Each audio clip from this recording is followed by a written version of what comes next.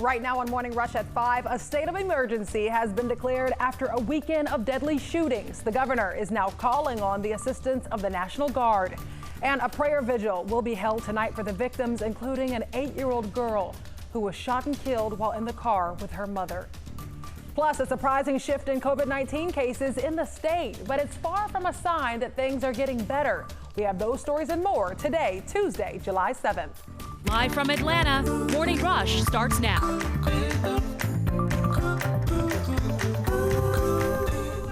Starting next week, all faculty, staff, students, and visitors will be required to wear a face covering while on the campus of any University System of Georgia school. The mandate coming as cases continue to rise in the state. So this morning, we want to know, what do you think of the decision? We'll share your reaction shortly. Of course, you can join into the conversation by using the hashtag MorningRushATL. What do you think? What do you think? Man, I want to know if you think they should if they should go back to school or not this soon. That is the question too, Chesley.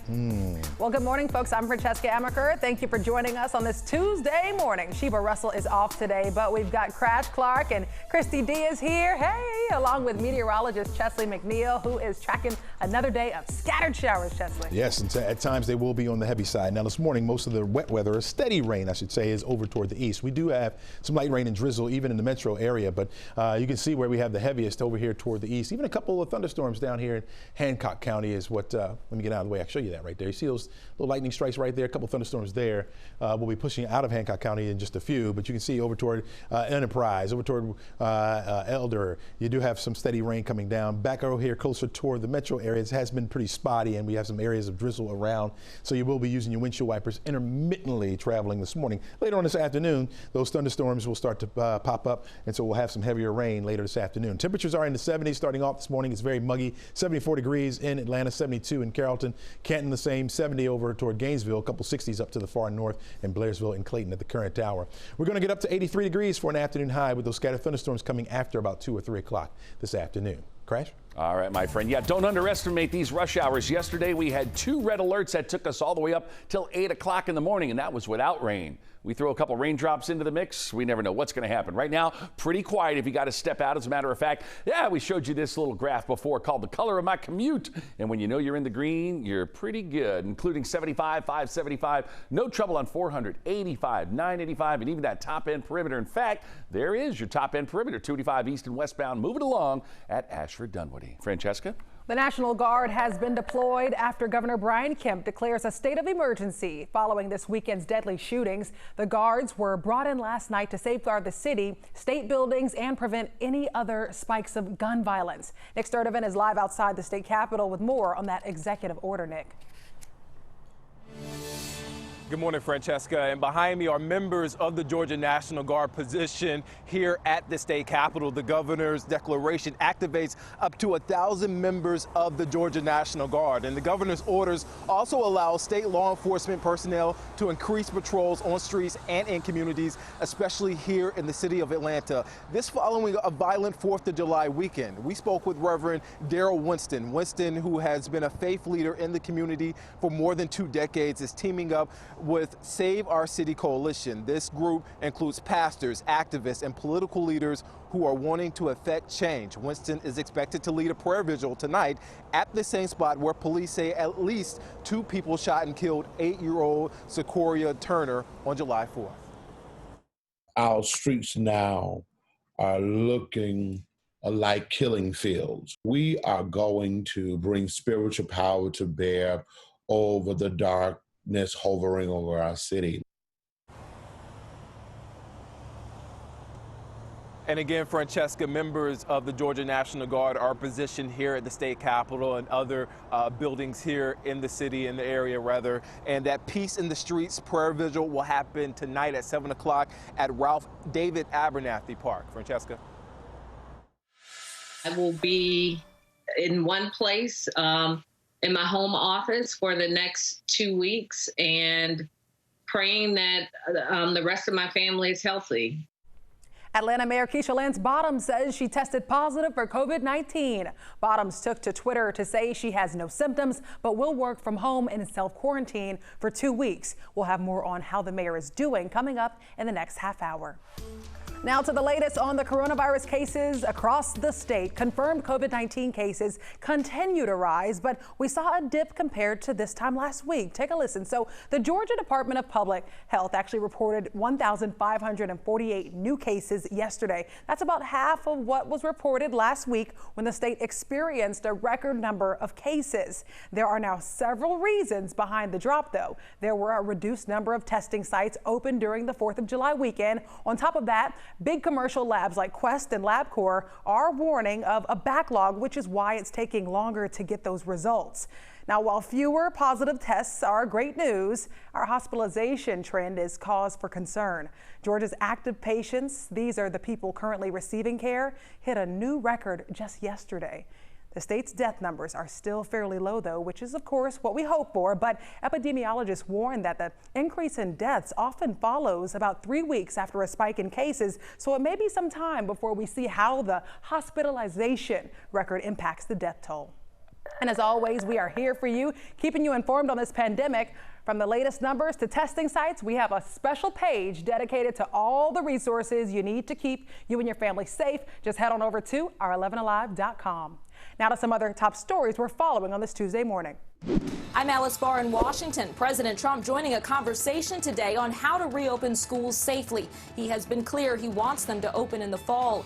Officials across the country are racing to come up with plans to make sure students don't fall behind in the classroom while also protecting their health.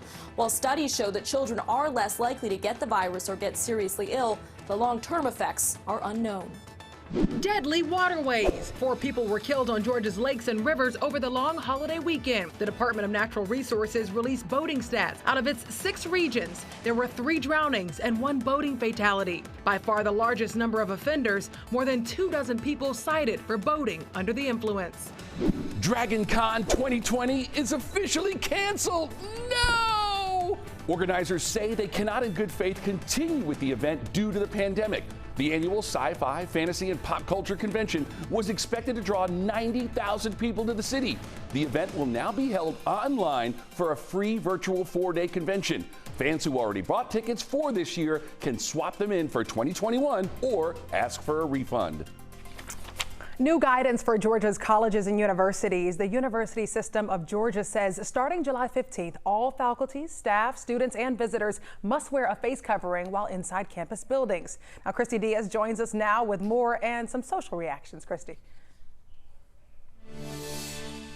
Yeah, Francesca, this is a total reversal for UGA after a good bit of backlash from students and faculty on campus, or those who know they will be on campus come fall. This new guidance basically says that you must wear a mask while inside campus facilities and inside buildings. Quote, wear 6 feet. Social distancing may not always be possible. And this is for everybody, faculty, staff, students, even visitors to the campus.